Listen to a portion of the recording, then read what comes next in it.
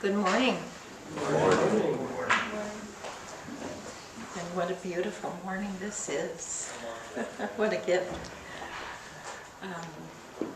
So today I'm going to talk about hungry ghosts. Hi, Erin. I'm going to talk about hungry ghosts and Sagaki Day, which is today. Today is Sagaki Day.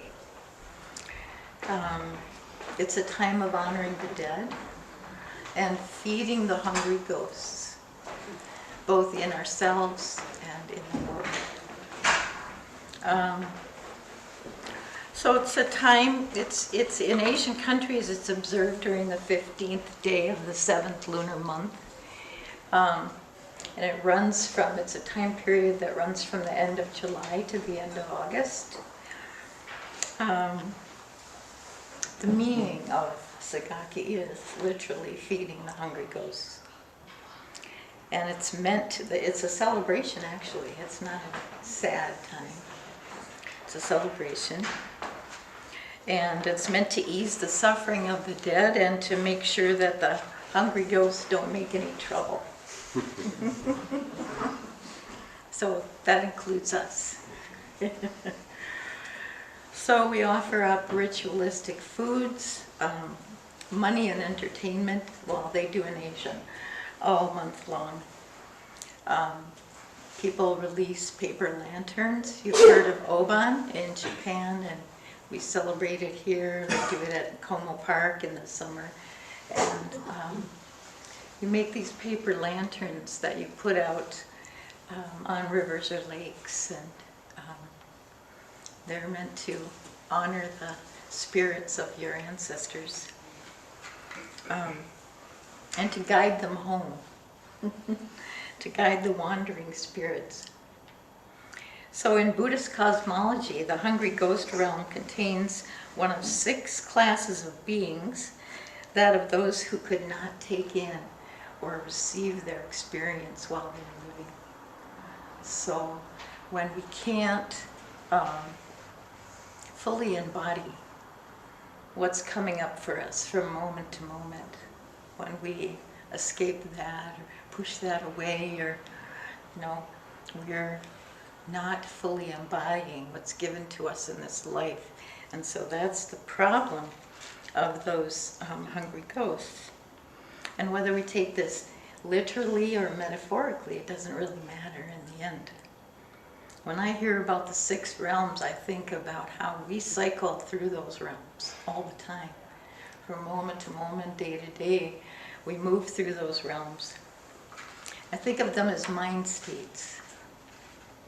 I consider myself to be non-superstitious, but as I get older, I'm more and more interested in these festivals and celebrations around the dead, around the world. It's really interesting to me. Such as Day of the Dead in Mexico, that one is really interesting. They really celebrate the dead and death as a phase, as a rite of passage in life. So, and I'm also open to the fact that there might be other beings in other realms other than humans. So we connected in this country with Halloween. There are sanghas in New Mexico, California, Oregon, and St. Paul, Minnesota, who celebrate this around this time. We've decided it fits more with Halloween. And the practice of trick-or-treating especially, where little kids go around in costumes like ghosts and ask for treats and tell us that they'll trick us if we don't give them anything. So for this Sagaki Day, I've put out on the altar behind me, you can see 2 little bowls. There's rice and tea bowls. There's rice and sweet tea back there, and a bowl of candy. Halloween candy for the hungry ghosts who died and for those, still in us. So after our ceremony of gathering to listen and chant and sing a song, then we will, you're welcome to eat the treats. And it doesn't mean you're a hungry ghost if you do. So the origin of these ceremonies come from a Mahayana sutra called the Ulambana Sutra. Ulambana means hung upside down. It's a kind of discombobulated and discontented way that hungry ghosts experience their life. So their suffering is like that, being hung upside down. The story goes that Magdalena, one of the 10 great disciples of Buddha, was known for his supernatural powers, the kind that were popular in India at the time. And he had a divine eye, this mystical ability to see into all the different realms. So his mother died, and he perceived his mother in the hungry ghost realm suffering. And he felt really distressed by that. And he wanted to help her somehow. So hungry ghosts are depicted as having huge bellies and very narrow throats. So there's all this space to fill, but there's no way to get it into their bellies. And so Magdalena's mother was like that. And he'd watch her, and just as she was about to pick up her food, and before she'd put it in her mouth, it would turn into burning coals. So she couldn't eat it. So he went to his teacher and asked him, is there some way I can help her? And the Buddha said, not only can you not help her, but all these other spirits and human beings can't either. Only the awesome power of the assembled Sangha can help her. So that's one of the key parts from this origin story that plays out in ourselves when we see the suffering of the world. We feel helpless, like there's nothing we can do about that. But the awesome power of the assembled Sangha, where we come together to sit zazen, listen to the Dharma, chant, do ceremonies, is very moving and creates a group energy and group intention, a unified positive intention where positive things can happen. So it's really the intention behind these gatherings and ceremonies that makes them transformative. Intention actually creates the world. It starts in our minds and hearts and goes out to our actions, our words, our thoughts, and creates our world. We literally create that, our experience, both as individuals and our group karma. Hi. So in the beginning of the Chinese version of this Sagaki ceremony, the first lines include a quote from the Avatamsaka Sutra. The three worlds are created by mind only. That sets the stage for the Sagaki ceremony. That's actually the spirit of this ritual of feeding the hungry ghosts. Somewhat strange, esoteric ritual. It's mind, it's all mind, which is another word for intention. So if our intention is directed in a certain way, that actually does make changes in the world. Thich Nhat Hanh said, in relation to hungry goats, that tens of thousands of them are born into this world, are created actually, not born into this world, are created in this world on a regular basis, huge numbers. And that these are people that haven't received the love and the support and the bonding that they needed when growing up. They're looking for something they can't receive and don't trust because no one's ever helped them.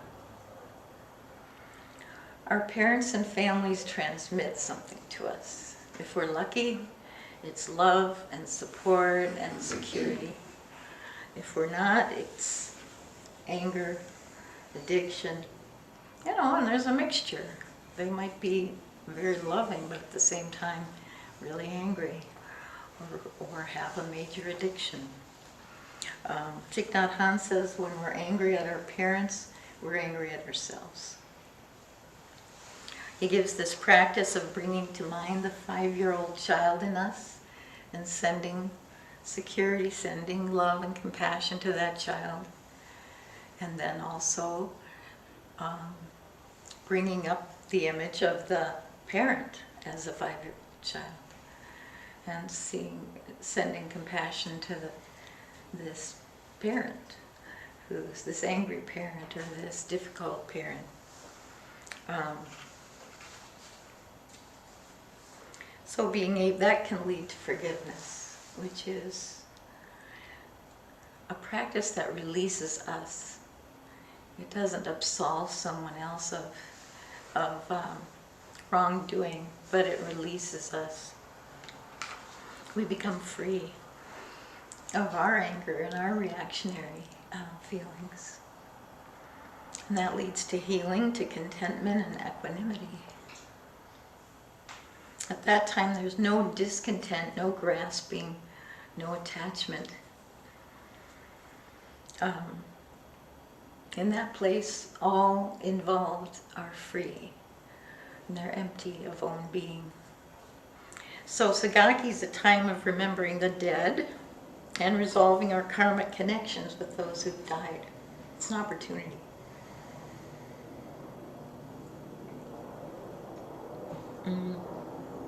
During Sagaki, we can call to all karma, our own and that of others throughout the universe. It's a time of resolving those karmic connections, but also of resolving our internal knots. Our karmic blockages that we carry with us. If you've heard, but it's not about, Sagaki isn't about making our bad karma go away. If you've heard the term cleansing karma, you may have a misperception that you're just going to wash it all off and then everything will be fine.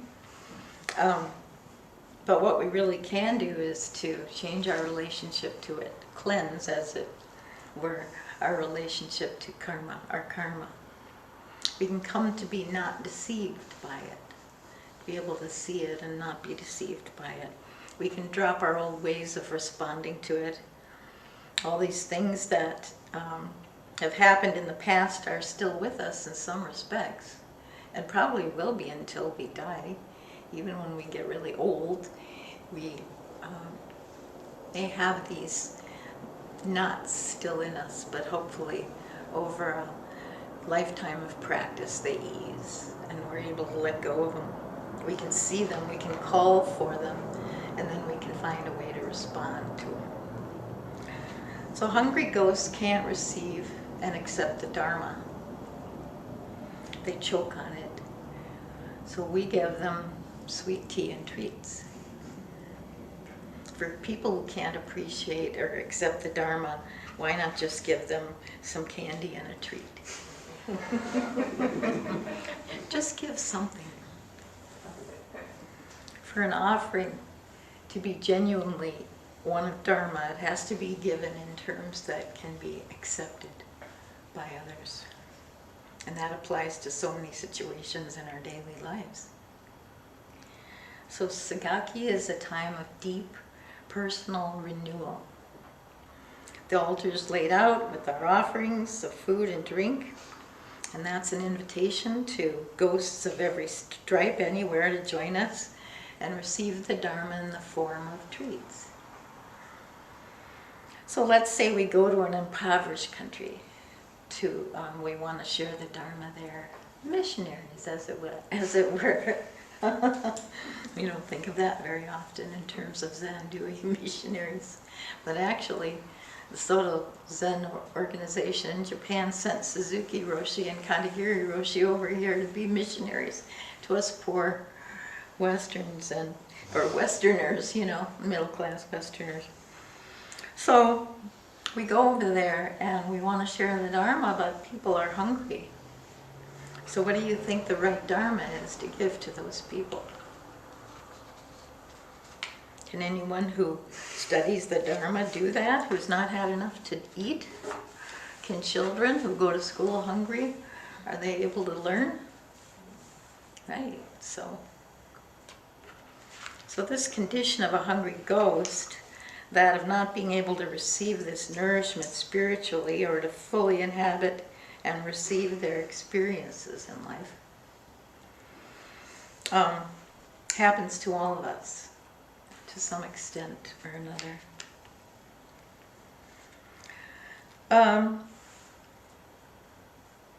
On the spiritual level, it's the state of one who desperately wants to know the truth, but whose habits and opinions get in the way of that.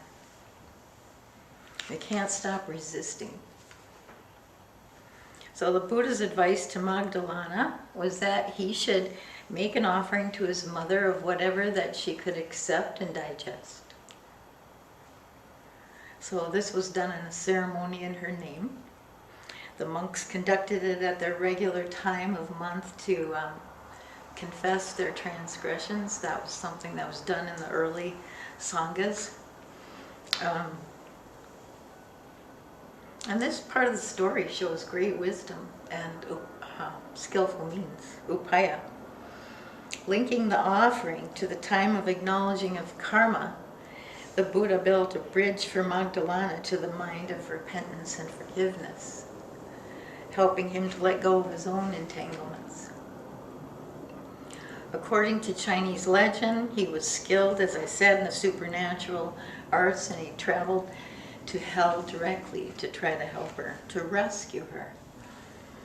He broke the lock on the gates to hell, and when he did, all the hungry ghosts came out and started wandering the world. They got loose. So the festival or ceremony was then done to help, guide them home. Convince them they should go home. So after giving aid to his mother, he made the vow to once again enter hell and to practice with all beings in hell, like Jizo Bodhisattva. And he was said to have said, "If not me, who will do it?" He became a bodhisattva, dedicated to helping others, offering dharma to all those suffering in the difficult realms before enjoying final enlightenment himself. So if we apply this process to ourselves, looking at our past actions as that which has to be released, it's easy to see the connection between sagaki and personal letting go or releasing of karma. The self of the past can be a ghost in the present. The concept of past lives is not just fanciful or strange, but it's actually it's more than a metaphor. We don't need to go back years and into previous existences to do this. We just look mindfully at what comes up every day, the karma that comes up every day, and the karma of previous existences, because the path is indeed present here with us now. So looked at this way, what do I mean by past existences? Well, for an example, let's say there's two people that are at work, and it's a Friday, and they get into arguing about something, probably some little matter of procedure, but they're pretty heated about it. They don't resolve it, and they go home for the weekend. So, they have a nice weekend with their friends, they relax, they feel at peace, they come back on Monday, and the minute they see each other, they lock eyes, and it's right back there. The person of Friday is with them on Monday. So that's kind of an example of that. That's the first of the 12 steps of dependent origination, leading to rebirth on the wheel of samsara. That's an example of that. So this rebirth of former selves happens constantly, moment by moment, day by day. And these rebirths become obvious when we pay attention. So gakis, or hungry ghosts, aren't the only ones remembered at Sagaki. It's also a time to remember and appreciate all those who have died. as we do here at Sense, and to be thankful for the fact that they've lived and maybe what they've taught us. Everyone has something to teach us, even difficult people. Even someone who we would never want to, someone in our family, an adult who we would never want to emulate. They've still taught us something, right? You know, they've taught us what we don't want to do. And then we can find out what we do want to do, how we do want to behave. So this practice of being thankful for their lives goes on. Their lives are going on in whatever form they are, and they don't need us pulling them back with our attachments. So we can, by letting go of them, we can, you know, release them and ourselves from painful memories that can linger.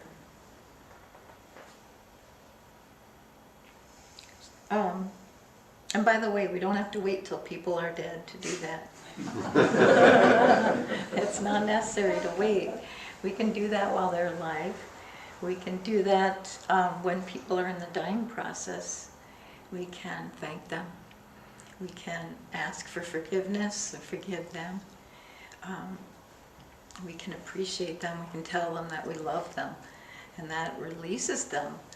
We can tell them it's okay to go, and then they're able to move on. In hospice, I learned that oftentimes family members will sort of, their anxiousness and their grief and their longing affects the person who's dying, and they will tend to hang on around their family members.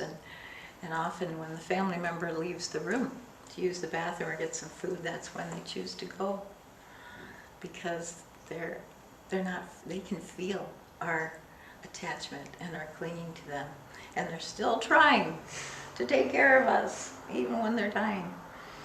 So that's a really healing practice for everybody involved in that. My dad did that just spontaneously. He didn't read any of this literature. He just said those things at the very time of his, just before his passing, surrounded by all of us. He thanked me. He asked my sister for forgiveness. He just did his work, and he died in the way that he wanted to die. So my first teacher, Katagiri, would not give up on anyone in the Sangha, no matter how difficult, unstable, or stubborn they were, which was often, sometimes irritating to the rest of us, you know, because we were like, oh, it'd be so good if we kicked that person out. This Sangha is so peaceful. Our Sangha back then had a little bit more stuff going on. So he always strove to find ways to help people who were really suffering, really suffering. And his advice for quarreling partners, I remember, was to take a break, and one person makes tea for the other person.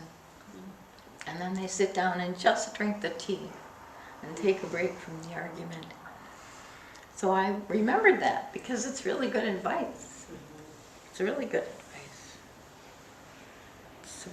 It's simple, but it's probably not that easy sometimes. It's a really contentious argument. So sometimes we have these people in our lives that we find difficult, and we can't be with them in person. But we can work with offering them something, which frees us, right? That frees us when we make offerings. We can make some kind of offering to them when we're not around them. You know, we can note that they're suffering. We may be struggling being around them, but we can also see that they're suffering.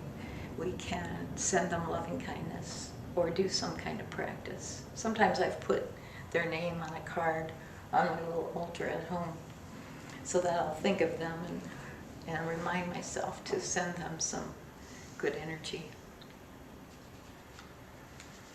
So, intention is key. If we want to heal, then we do healing practices. And this Sagaki celebration and observance is a way to do that, a way to heal and experience joy together. So another thing that's done in some Western sanghas is that the children and the adults dress up in costumes. So a couple adults and the children. And it's interesting because our children are upstairs right now learning about Buddhist holidays. They're not learning about this. I checked in with them, but that's what the theme is for this session.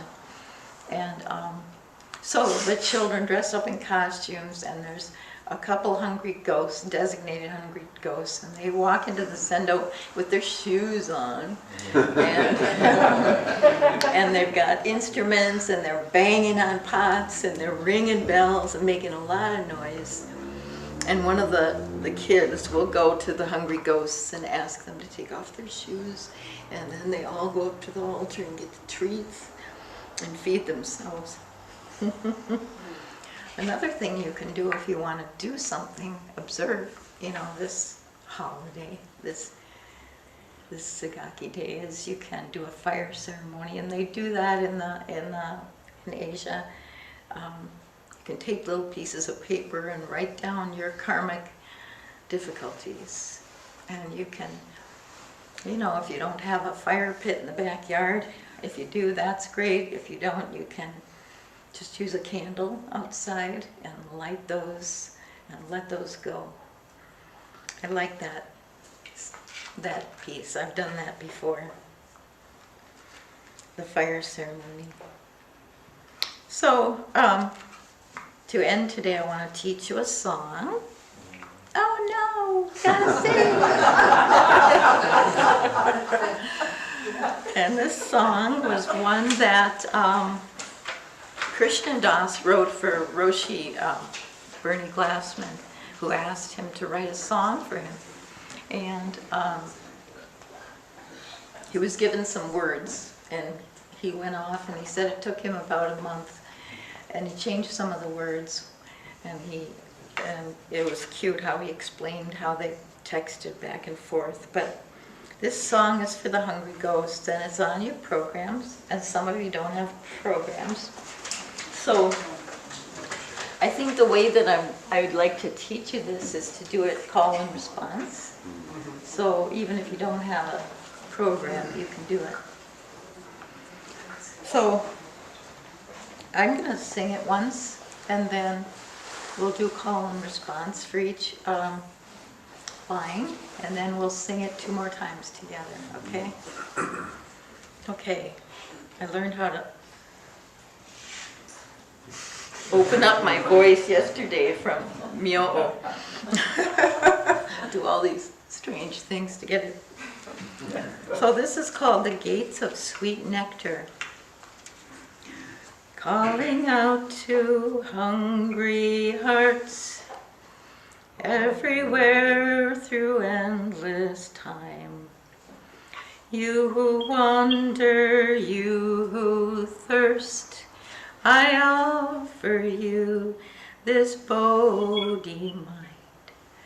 Calling all you hungry spirits everywhere through endless time.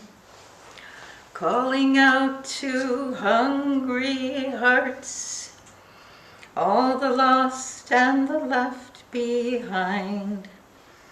Gather round and share this meal, your joy and your sorrow, I make it mine. Okay, you want to do that? All right, so let's do call and response. Calling out to hungry hearts. Calling out to hungry hearts. Everywhere through endless time. Everywhere through endless time. You who wander, you who thirst. You wander, you who thirst. I offer you this Bodhi mind. I offer you this Bodhi mind. Calling all you hungry spirits. Calling all you hungry spirits. Everywhere through endless time. Everywhere through endless time. Calling out to hungry hearts. Calling out to hungry hearts. All the lost and the left behind. All the lost and the left behind. Gather round and share this meal. Gather round and share this meal. Your joy and your sorrow, I make it mine. Your joy and your sorrow, I make it mine. Okay, now we're ready to sing the whole thing. Let's go. Calling out to hungry hearts, everywhere through endless time.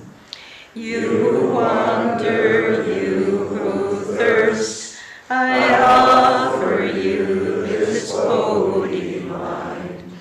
Calling all you hungry spirits, everywhere through endless time.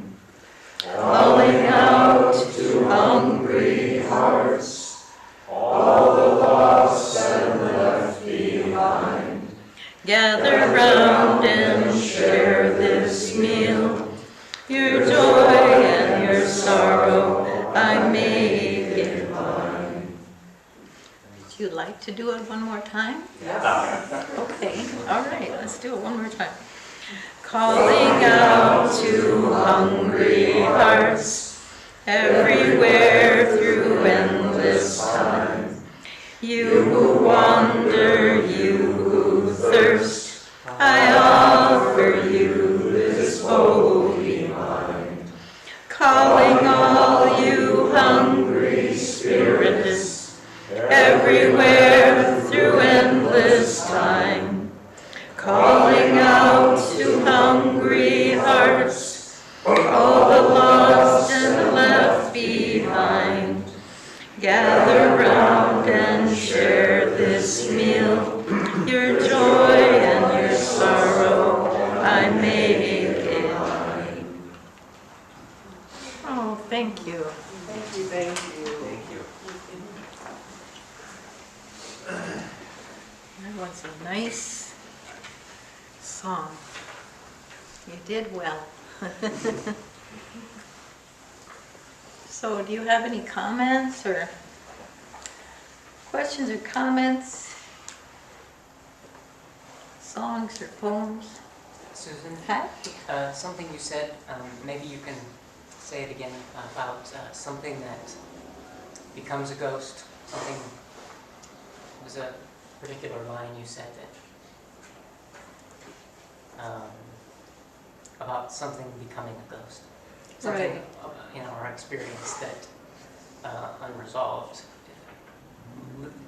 From the manifests past. us into this ghost state Right. of mind. Right. It's something that's unresolved and undigested by us that occurs in the past, and then it gets carried forward to the present. You know, because we haven't received it fully, because we haven't digested it. And oftentimes we're just not present, you know. Today I practiced driving over here. Oh, it's so beautiful. It was easy to do. But just staying with my posture, staying with breathing from my heart as I made each stop at every stop sign, and took a little look around. This is a neighborhood, this is where people live, you know. And go to the next stop sign, notice the trees as they varied from block to block, and it was beautiful. It was like, okay, this is it. This is being here now. Not thinking ahead to what I've got to say or what I need to do with the altar or any of that stuff. So does that make sense? Mm-hmm. So those ghosts, of unresolved situations, it's good to approach those, call out to them, and respond to them while we're alive. Because it's one of those things that at end of life, if there's a lot of unfinished business, there can be some regret there. There can be kind of a heavy feeling if we don't, strive to finish things we start and resolve conflicts, inner conflicts and conflicts with others, Although, sometimes end of life is a beautiful time for that, to be able to have it. It's a rite of passage for us. Anybody else? Oh, Carrie.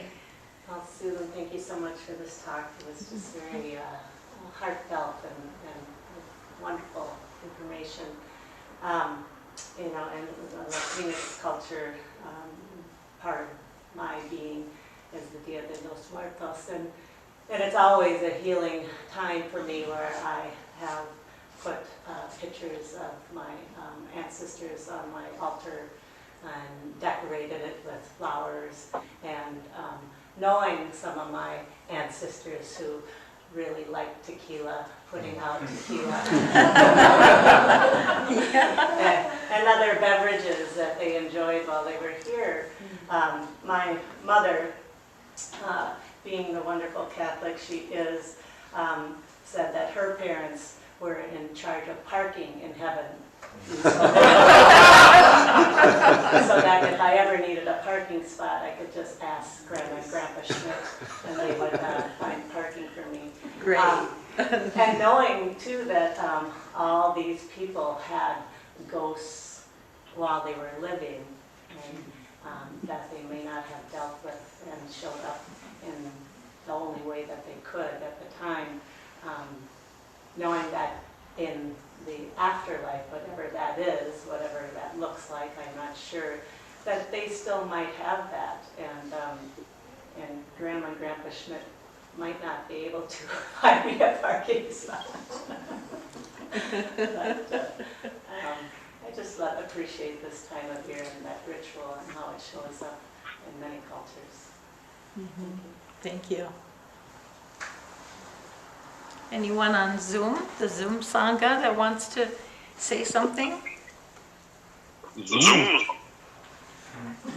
Oh, Zoom, is that what you want to say? Thank you for your talk. You're welcome. Thanks for being here. I'm very sick, so I'm sorry I can't be there in person. I'm sorry. Glad you can listen from home.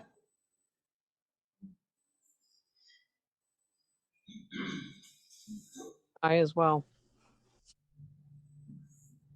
Mm-hmm. Anyone else? Hi, this is Sean. I would like to mention there was a column in this Sunday's New York Times which was so apropos to this topic, which was made a wonderful talk for me today. It was a woman whose father had just died, and they'd had a very stormy history. He'd done some very irresponsible things, including ruining her credit rating at some point. So there was a lot of friction there. But the gist of her column was, on balance, she was focusing on what he had taught her, which was how to live openly and bravely, and that it was such a plus. And I thought, here is an example of someone who is, it was the week after his death, she had really come to terms with the totality of the experience in a beautiful way and written a column about it. And that inspired me, kind of got me ready to hear your talk, which I really enjoyed.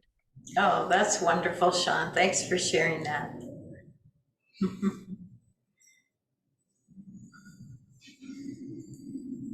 It's interesting that you talk about how some of these negative experiences or near-death experiences can actually have a silver lining. I got cancer and it brought my family. We hadn't spoken in 10 years. and it brought everybody back together. It was actually a healing thing, even though I had to deal with my difficulties. It brought everyone back together. So sometimes bad things are good things. Yeah, that's right.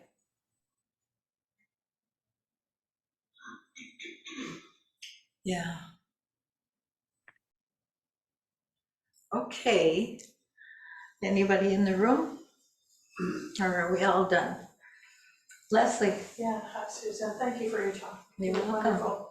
I think what resonated with me when we were talking is you talked about that a hungry ghost can be an experience we haven't let go of, or that we can't let go of, or a situation in our life that we keep getting caught up in, either sorrow for it or happiness even, and we can't let it go.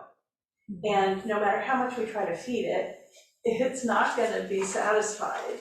And for me, that really resonated, because there are a couple of things in my life that I haven't fully accepted. And they're like a hungry ghost. They eat away at my joy, they eat away at my experiences. And if I can see them as hungry ghosts and realize that I can release them, I think it will make my life better. So thank you for that. You're I welcome. appreciate it. Yeah, and that reminds me that there are some things related to hungry ghost realm, like addiction, that if we feed that, it simply creates a situation where it's more and more ingrained, more and more. It gives it more and more habit energy. And so we need to offer it something else, not the same, not a substance that we usually grasp for, but something like understanding or love, or connection, compassion,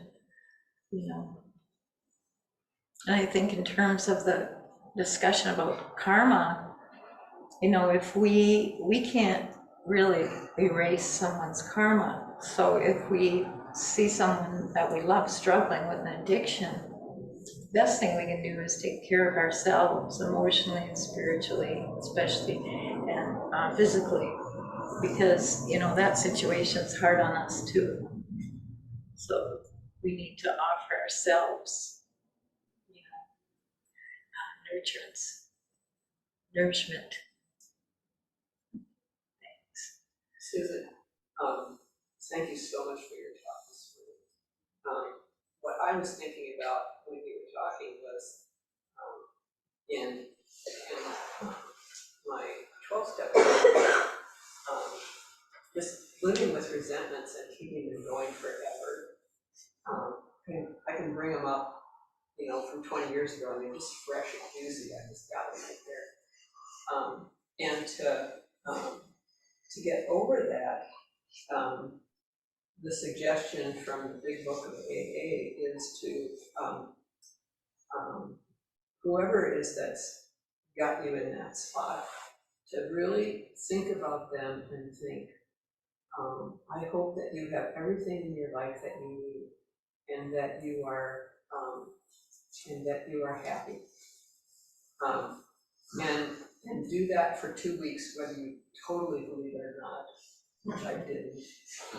And the thing that was amazing, has been amazing about it, because it works, is that I stopped feeling mean. I'm mad at the other person, but I feel mean. I feel angry. I feel crusty. So I do that thing, go through the motions, and before I know it, I'm noticing I'm feeling kinder and more open. And so it's like, oh, how the mighty have fallen. This old way does not work. Really.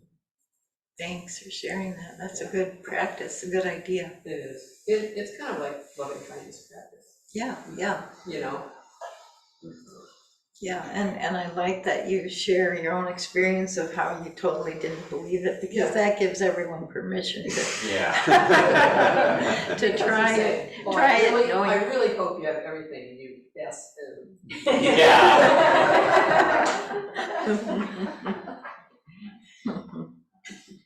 Yeah. Okay, well, thanks again.